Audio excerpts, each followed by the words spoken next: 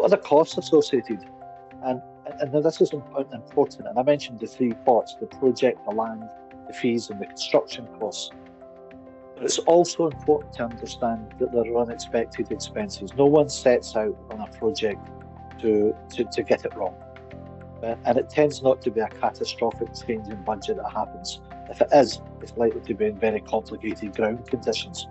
Otherwise, it can be a gradual creep that happens. There's no doubt, I mean, as I said, I'm a self-builder. It's a very emotive thing to do. But it's important once you set the budget to try and keep the reins on the budget and don't let it creep. It's important we consider ongoing living costs. This is an affordability model. You are allowed to have two mortgages at the same time: your current residential home and your self-build mortgage.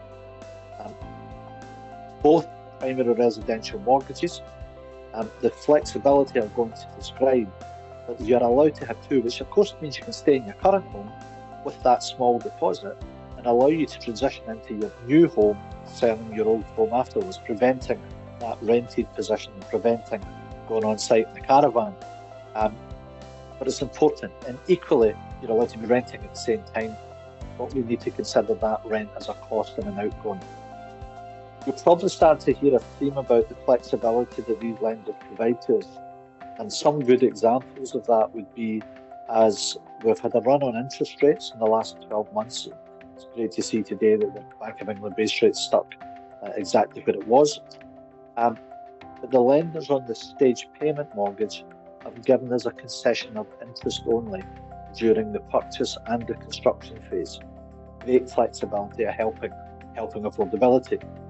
But they've also now offered us a facility that if you want to stay in your current home or rent, and you have some additional savings, if you can allocate savings to cover the rent of the mortgage for 12 or 18 months, then they will ignore that commitment. That can often allow you to borrow more and enable you to build the dream home.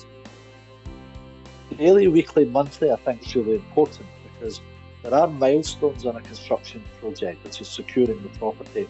Example, foundations going in, superstructure up, wind and watertight, first fix and plaster, second fix and completion. My own journey, and for both of them, I had milestones because I used an off-site timber frame system and it has bespoke payment terms. But I paid the tradespeople weekly. Now you pay them on the Friday, they come back on the Monday. If you don't pay them, they might not come back on the Monday, they might not come back for 3 months because they'll go and do someone else's job who does pay them on time.